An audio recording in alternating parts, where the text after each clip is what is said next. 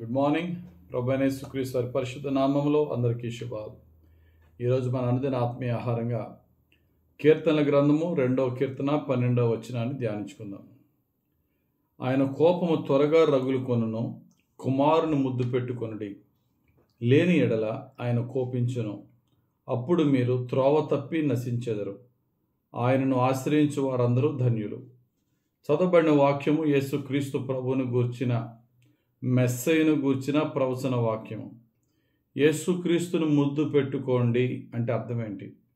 ఆయన్ను ముద్దు పెట్టుకోకపోతే దేవుడు కోపం ఆయన కోపం మీ మీదకు వస్తుంది, మీరు నశిస్తారు అని తండ్రి అయినటువంటి దేవుడు చెప్తున్న మాటలు ఇవి. కుమారుని గురించి, యేసుక్రీస్తు ప్రభువుని గురించి. యేసుక్రీస్తుని ముద్దు పెట్టుకోవడం అంటే ఏంటి? బైబిల్లో యేసుక్రీస్తుని ముద్దు పెట్టుకున్న సందర్భాలు ఒక 2 సందర్భాలు మనకు తెలుసు. బాగా అందరికీ పరిచయమైన సందర్భం ఇస్కరియోతు యోధ ముద్దు పెట్టుకోవడం.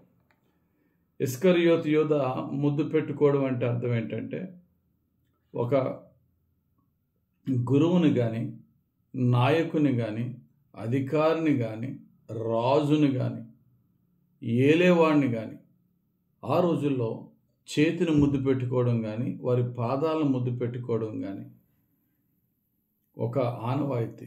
అంటే అయ్యా నీ అధికారం క్రింద ఉన్న నీ దాసుడినయ్యా అనే విధంగా. ఇంకా యూదుల ఆచారం ఏంటంటే, ఎవరినైతే చీఫ్ గెస్ట్గా మనం ఆహ్వానించే వారిని ముద్దు పెట్టుకుని ఆహ్వానించడం. ఒక పరిసయ్యుని ఇంటికి వెళ్ళినప్పుడు యేసు ప్రభు ఆ యొక్క ఇంట్లో భోజనాన్ని కూర్చున్నప్పుడు ఒక పాపాత్మురాలైన స్త్రీ వచ్చి యేసుక్రీస్తు పాదాలకి మరి కన్నీటితో ఆయన పాదాలు కడిగి తల వెంట్రుకలు తుడిచి పాదములు ముద్దు పెట్టుకుని అత్తరుతో వాటికి పూసానని లోకాసు వార్త 7వ అధ్యాయం 38వ వచనంలో ఉంటుంది. యేసుక్రీస్తు పాదాలు ముద్దు పెట్టుకున్నారు. ఆ సీమోన్ అనే పరిసయ్యుని ఇంట్లో యేసు ప్రభు వచ్చినప్పుడు యేసు ప్రభు పాదాలు ముద్దు పెట్టుకుంటుంటే యేసు ప్రభు ఎందుకు ఆమెను వెళ్ళనివ్వట్లేదు అని చెప్పి ఎందుకు ఎలా చేసాడు ఆమెను?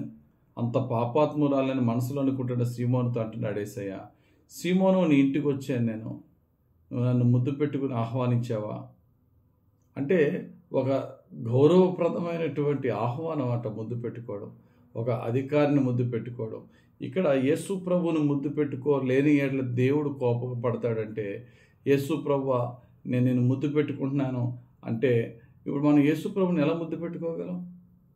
మనకి యేసు ప్రభు కనబడుతున్నారా అంటే ఇక్కడ ముద్దు అంటే అర్థం ఏంటంటే, యేసు ప్రభువుని ఇక్కడ 2 అర్థాలు. ఒకటి ప్రేమించుట, దానికంటే ముఖ్య అర్థం ఏంటంటే నిన్ను నా అధికారిగా, నీ యొక్క దాసునిగా, దాసురాలుగా నేను నీకు అప్పగించుకుంటున్నాను ప్రభువా.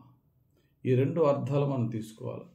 యేసు ప్రభు ముద్దు పెట్టుకోవడం అంటే యేసు ప్రభుకి ఎలాగ ఐ లవ్ యూ జీసస్ అని ఫ్లయింగ్ కిస్ ఇవ్వడం కాదు. యేసు ప్రభుని ముద్దు పెట్టుకోవడం అంటే ఈ లోకంలో అన్నిటికంటే యేసు ప్రభుని అత్యున్నతంగా ప్రేమించాలి.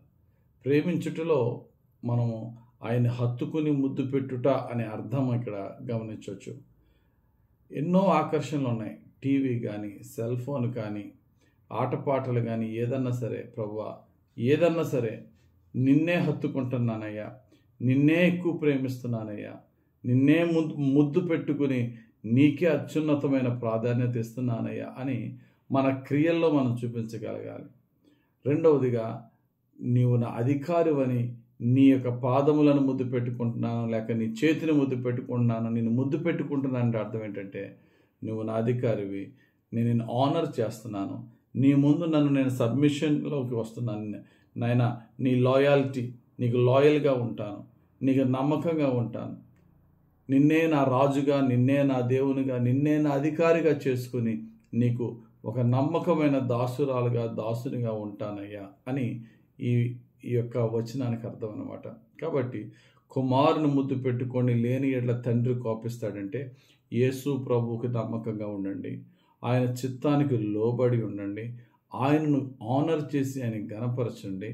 ఆయనకంటే ఎక్కువగా ఈ లోకంలో దేనిని ప్రేమించొద్దు. దేవుణ్ణి బాధపరిచే విధంగా వేరే దేన్నన్నా, ఈ లోక సంబంధమైన ఎంటర్టైన్మెంట్ దేన్నన్నా యేసు ప్రభు కంటే ఎక్కువగా ప్రేమిస్తే, మనం మాటల్లో ఈ లోకంలో అన్నిటికంటే యేసు ప్రభునే ప్రేమిస్తామంటాం, కానీ క్రియలకు వచ్చేటప్పటికి ప్రార్థన మానేసి కూడా సెల్ ఫోన్ని, టీవీని చూస్తూ ఆస్వాదిస్తూ ఉంటాం. మన క్రియల్లో ప్రేమించం యేసు ప్రభుని, మాటల్లో ప్రేమిస్తాం. అది కాదు ఇక్కడ యేసు ప్రభుని ముద్దు పెట్టుకోమంటే. నీ క్రియల్లో, నీ యొక్క విధేయతలలో, నీ యొక్క ఆరాధనలో ఆ ప్రేమను వ్యక్తపరచమని దేవుడు చెప్తున్నాడు. కాబట్టి ఒక్కసారి మనల్ని మనం చెక్ చేసుకుందాం. దేన్ని ఎక్కువ ప్రేమించేస్తున్నాం? క్రీస్తుని హత్తుకుని ముద్దు పెట్టుకుంటున్నామా?